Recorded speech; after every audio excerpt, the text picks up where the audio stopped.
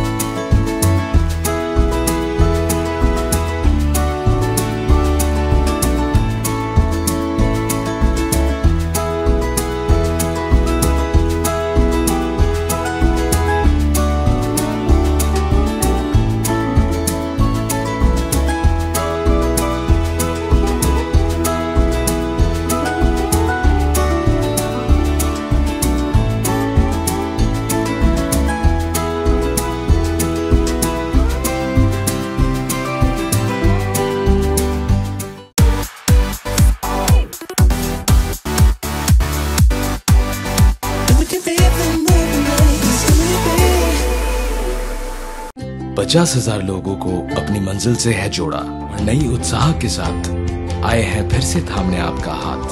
Shri Shanti Honda.